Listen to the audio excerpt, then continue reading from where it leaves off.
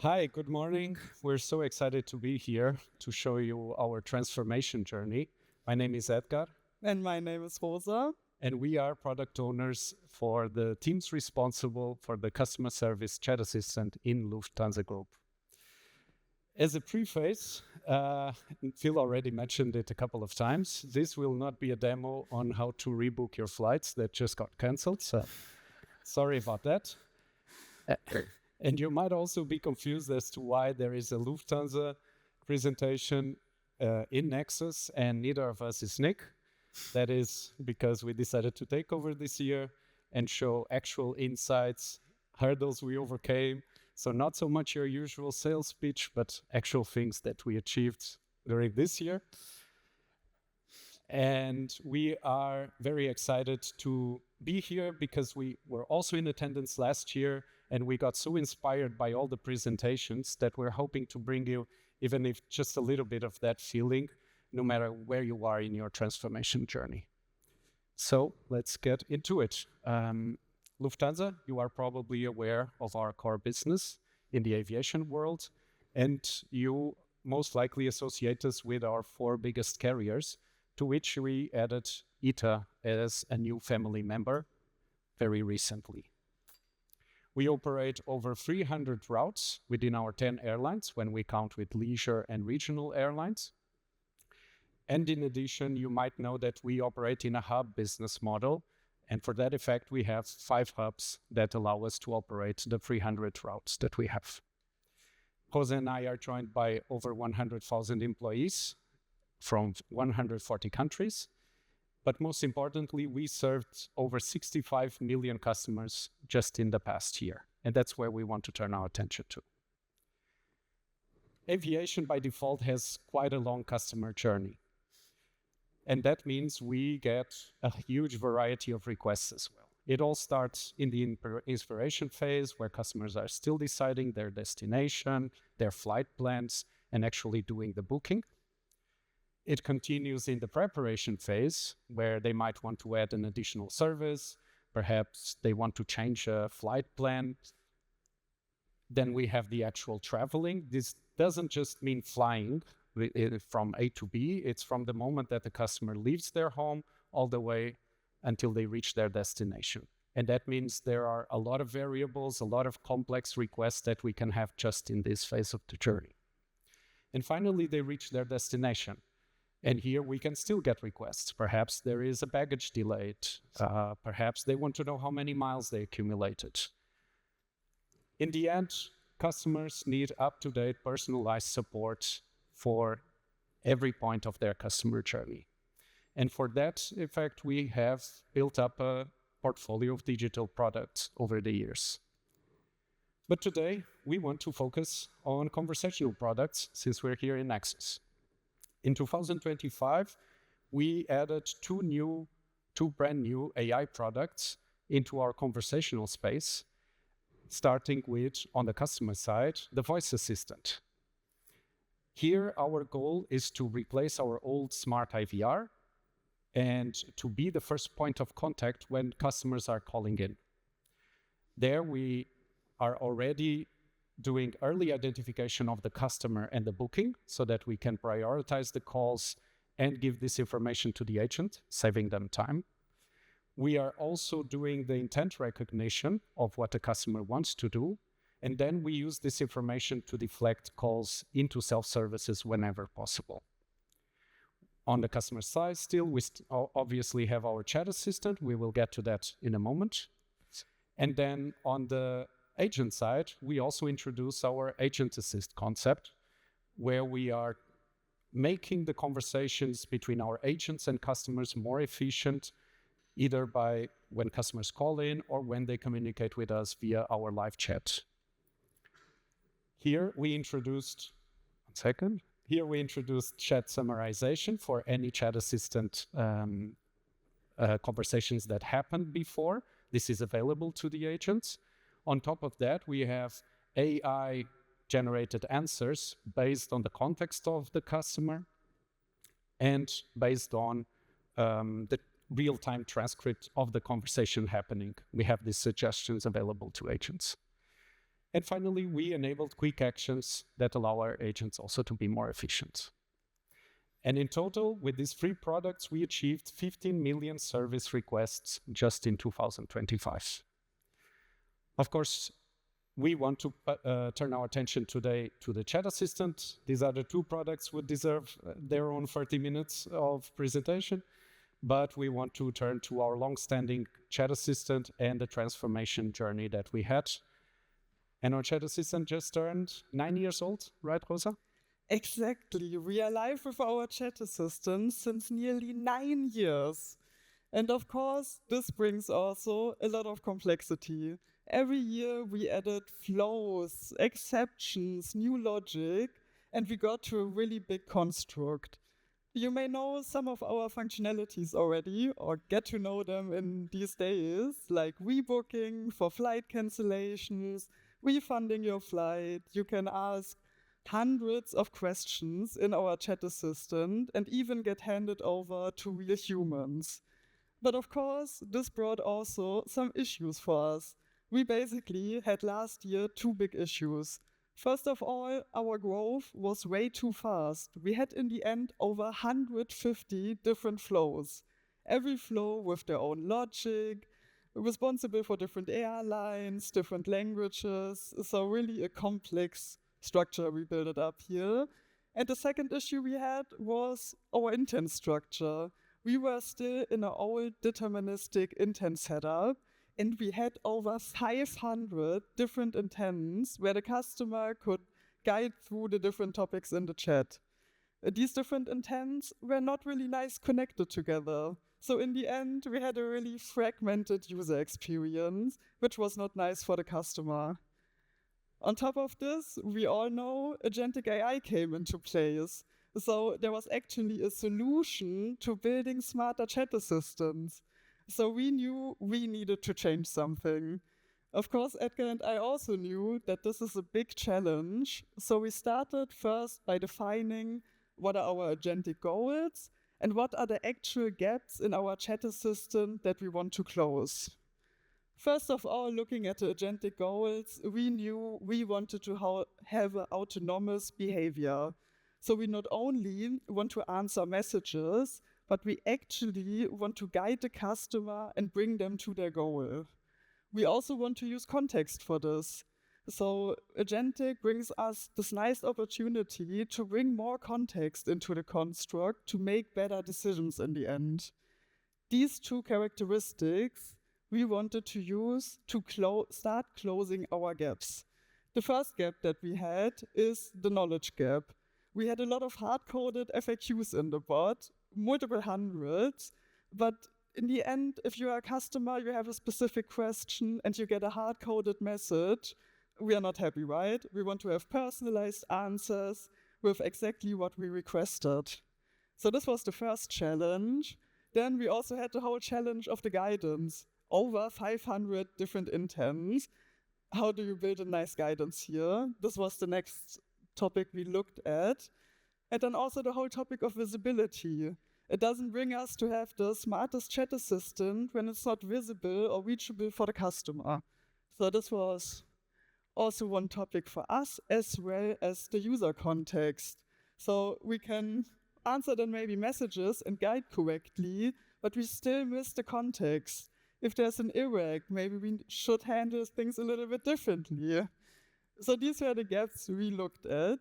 And Edgar and I knew from the beginning that this will be a heart surgery on a moving target. Why? We are already in production. We save €1 million per year with our chat assistant. So why should we change something? Or how can we change it to actually achieve smarter chats? And this is what we want to show you today. So we will go with you through the different gaps, show you how we started closing them and which issues we had with them.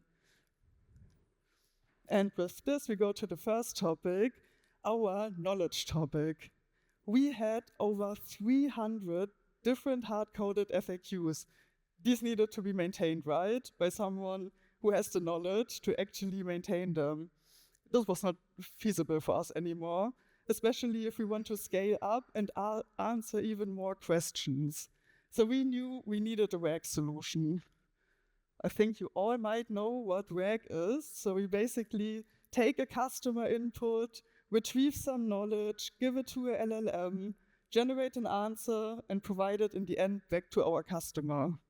In our case, we used as the knowledge our content web pages. So exactly what the customers can already reach, we reused and defined personalized answers for this.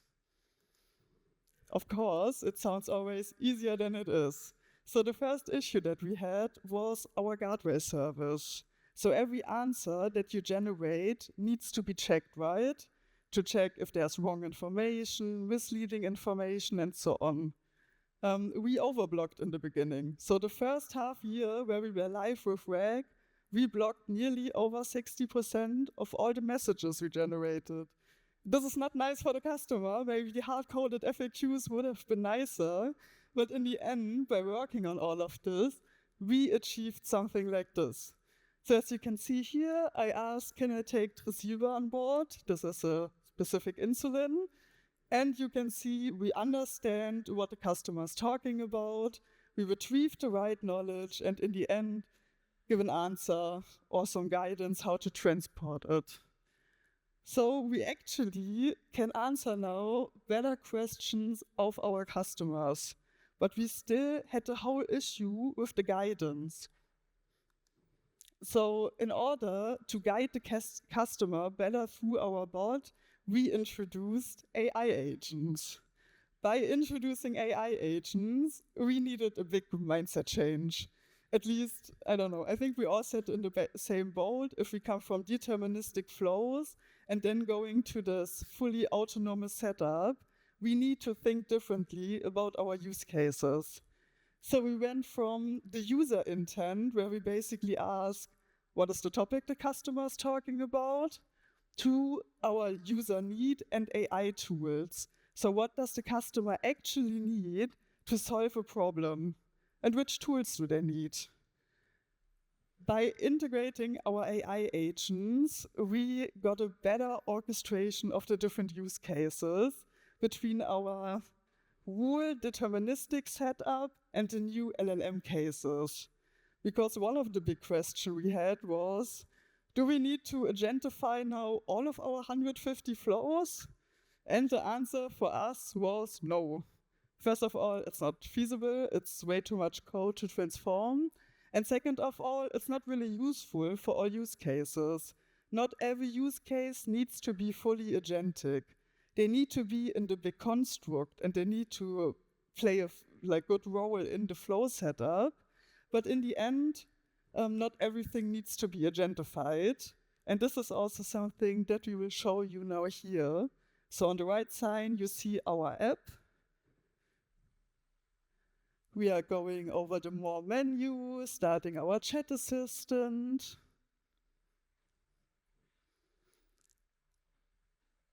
And of course, I needed to prepare this presentation, right? And in the best case, I would have done this on the plane on the way here. So this is also something I asked in the beginning because I was not sure, can I actually bring my laptop on board? So this is what I asked. Can I bring my laptop on board? I need to prep an important presentation. I even said for a Cognigy event. I missed the nice, I'm sorry. And as we can see, we also get some answer to this with some links, some feedback option, but I'm interested in something else. I want to know if my flight is delayed. I think we can all relate to this at the moment. So this is the next thing I asked. I want to check my flight. I hope it's not delayed. We understand it's a booking-related question. I'm logged in, so it offers me the different flights I have. I select the first one. You see, I get some booking overview, and it even says your flight operates as scheduled. So at least my flight to here was on time. But I have a different question now. It's nice, I saw my booking, but I have a general question again. I want to know, how can I change my seat? And the system recognizes this is a general question, we need RAG again to answer, and it smoothly guides the customer back to our answer service. So for the customer, this was one conversation. For us, this were 20 different flows involved. So it's really nice to get some better orchestration with our agentic setup that we have now. And by this, we have now better knowledge and better guidance in the bot. So the customer can actually do nice stuff now in the chat assistant, but it was still not visible. So we placed our chat assistant broader. You already see in the main app, we were on the more menu, so easily reachable for the customer. But we also integrated some more seamless behavior. You see here we are on the content web pages for dangerous goods. A lot of information. If you want to know something about a specific item you want to bring, you will search a really long time here. So what we did is we thought about a nice seamless integration to guide the customer through their different questions. So as you can see, we open the chat assistant and we get some pre-suggested questions which actually fit to the website. But now I'm not interested in dangerous goods anymore. I'm interested in carry-on baggage.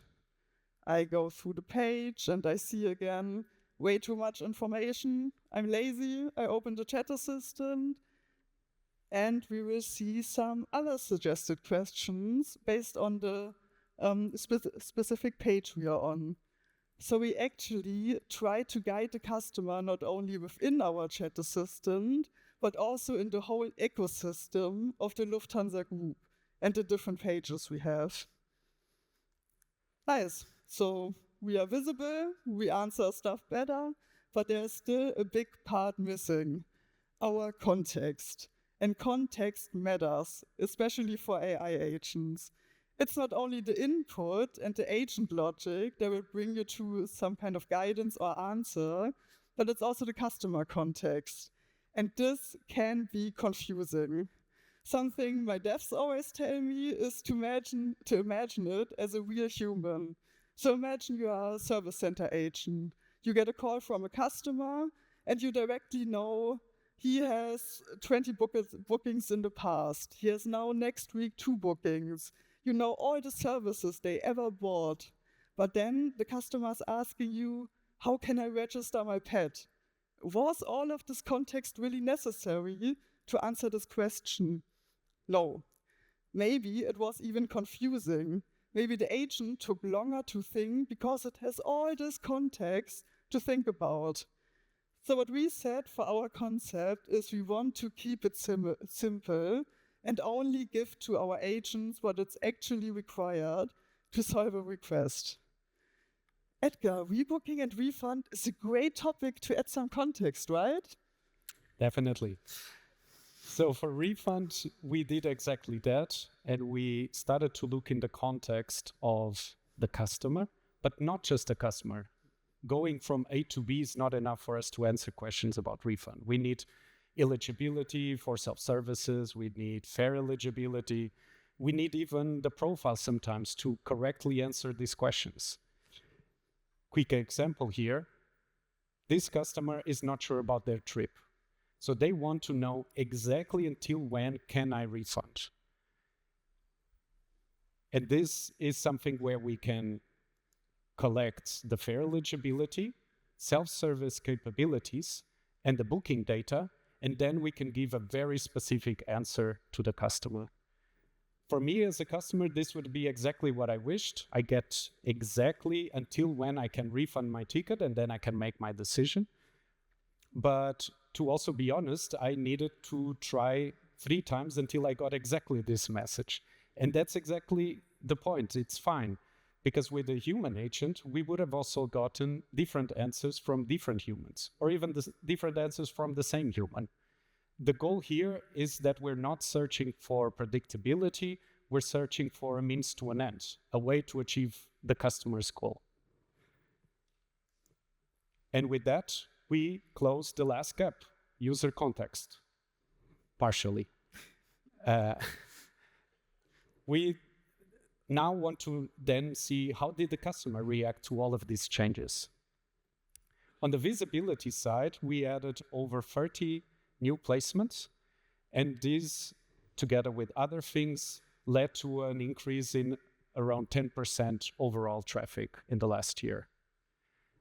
In addition to this, we also did a lot of design changes that made things more conversational with the usage of X apps, and we did what we call a facelift to Elisa that you might have noticed, and it looks much better. All of these things also contributed to a 20% conversion rate increase in our rebooking services. When we talk about the RAG and orchestration features, there we managed to decrease the handover rate to our human agents by 20%, just based mostly on the quality of answers that we're able to provide now. And on top of that, we managed now to have 72% of customer sessions supported by AI agents, which is a huge milestone for us.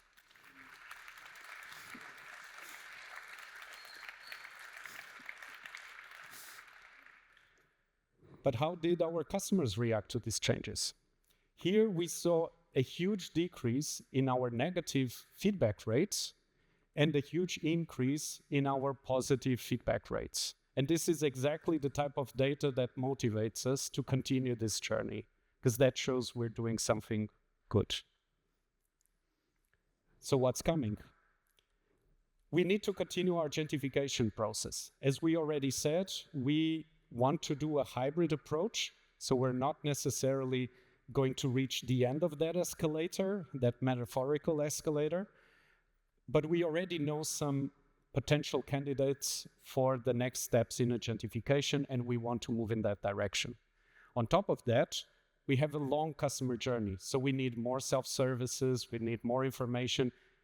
We just need to support customers better, so expansion and versatility are crucial. Speaking of data, we need better data. The Lufthansa Group is a huge ecosystem. Data is spread out all across, and we already have plenty of initiatives underway to improve this, to have better data, and better quality, more accurate. And finally, we want to branch out. There's a lot of agentic initiatives popping up within our Lufthansa Group ecosystem, and we are already analyzing possible integrations. On top of that, with our providers, we already started initial steps to develop some groundbreaking partnership models with them to explore all the new technology that is coming. And with that, I hope you enjoyed our presentation. We had a lot of fun, and we're very excited for the next year, and hope you are too. Thank you. Thank you.